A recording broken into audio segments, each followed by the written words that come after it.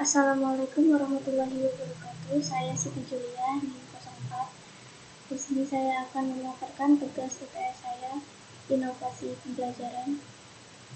Di sini yang pertama yaitu ada latar belakang, di mana yang pertama karakteristik sosial dan budaya Madura, di mana Pulau Madura memiliki kekayaan budaya yang sangat kuat seperti tradisi karapan sapi, batik, khas Madura, dan nilai-nilai kekeluargaan yang tinggi.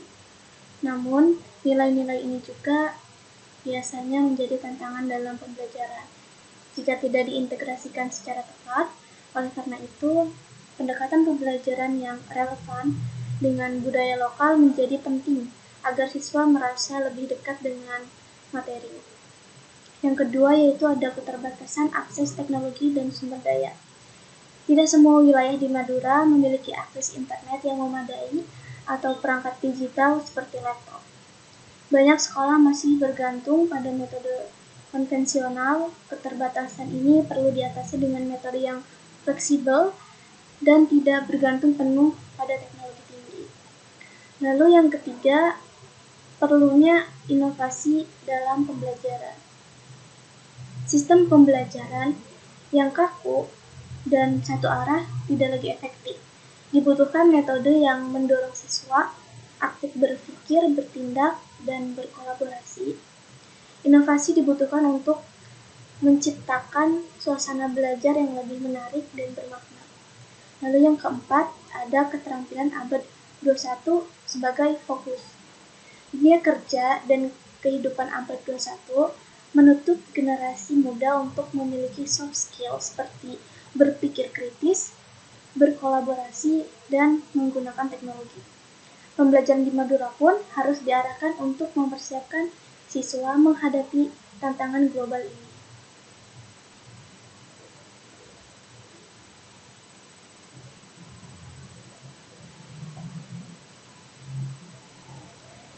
Lalu selanjutnya metode pembelajaran terpilih, yaitu Project Based Learning atau PJBL. Mengapa PJBL? Metode ini menempatkan siswa sebagai pelaku utama dalam proses pembelajaran. Mereka tidak hanya menerima informasi, tetapi juga memecahkan masalah, membuat proyek, dan belajar secara mandiri. Lalu kelebihannya relevan. Proyek yang dibuat bisa langsung terkait dengan realita kehidupan mereka sehari-hari. Yang kedua, aktif dan kolaboratif. Mendorong kerjasama dalam tim, saling berbagi ide, dan belajar dari satu sama lain. Lalu ada kritis dan problem solving. Siswa dilatih untuk menemukan solusi dari tantangan nyata. Yang terakhir ada konseptual. Proyek ini disesuaikan dengan kondisi lokal seperti budaya, lingkungan, dan isu sosial di Madura. Di sini ada langkah-langkah PJBL yang dimana the driving question, mulai dengan pertanyaan besar yang memancing rasa ingin tahu, misalnya bagaimana kita bisa melestarikan budaya karapan sapi. Lalu yang kedua ada desain proyek. Libatkan siswa dalam merancang proyek sehingga mereka merasa memiliki tanggung jawab. Yang ketiga ada penjadwalan. Dibuatkan jadwal kegiatan proyek dan didistribusikan tugas secara adil. Yang keempat ada monitoring, yaitu guru berperan sebagai fasilitator, memantau dan memberikan umpan balik. Lalu yang kelima ada presentasi hasil, yang dimana produk akhir bisa berupa video, poster, atau pertunjukan tergantung proyek yang dibutuhkan. Lalu yang terakhir ada refleksi dan evaluasi. Siswa diajarkan merenungkan apa yang telah mereka pelajari dan bagaimana prosesnya. Selanjutnya ada evaluasi metode PJBL. Kelebihannya sendiri, yang pertama siswa menjadi lebih termotivasi karena merasa pembelajaran bermakna. Lalu yang kedua, mengembangkan sikap bertanggung jawab dan mampu bekerjasama.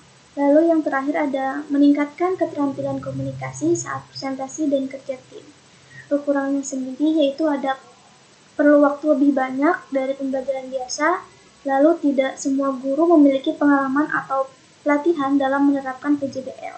Yang terakhir, keterbatasan teknologi bisa jadi tantangan namun bukan penghalang yang mutlak. PJBL ini juga masih bisa dilakukan dengan alat sederhana. Keterampilan abad 21 yang dikembangkan, yang pertama yaitu ada berpikir kritis dan pemecahan masalah.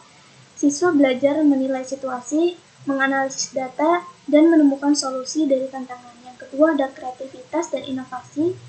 Dalam merancang produk atau proyek, siswa dilatih untuk berpikir out of the box. Lalu yang ketiga ada kolaborasi dan komunikasi. Mereka belajar berdiskusi, bernegosiasi, dan menyampaikan ide dengan efektif. Yang keempat ada literasi teknologi dan informasi. Meskipun sederhana, pengguna smartphone atau aplikasi dasar memberi pengalaman yang teknologi. Lalu yang terakhir ada kemandirian dan tanggung jawab. Proyek mengajarkan siswa untuk mengatur waktu dan menyelesaikan tugas secara mandiri. Implementasi di Pulau Madura. Yang pertama ada proyek lokal, bisa berupa pembuatan video dokumenter budaya lokal, kampanye lingkungan, atau solusi UMKM berbasis desa. Lalu libatkan komunitas. Ajak tokoh masyarakat atau orang tua atau pelaku budaya sebagai narasumber agar pembelajaran lebih otentik. Lalu gunakan alat yang ada, seperti kamera HP, buku tulis, atau alat gambar, masih sangat bisa dimaksimalkan. Yang terakhir ada pelatihan guru. Guru perlu dibekali pelatihan agar mampu merancang proyek yang konseptual dan membimbing siswa selama proses. Terakhir ada penutup, yang dimana PJBL bukan hanya metode, tetapi sebuah pendekatan pembelajaran inovatif yang menyentuh kebutuhan lokal. Lalu PJBL juga sangat cocok diterapkan di Madura karena bisa diintegrasikan dengan budaya dan isu lokal. Juga mendukung pengembangan keterampilan penting di era digital dan global. Lalu yang terakhir yaitu mendorong pembelajaran yang lebih efektif, relevan, dan mempersiapkan siswa menghadapi dunia nyata. Oke, cukup sekian tugas dari saya. Assalamualaikum warahmatullahi wabarakatuh.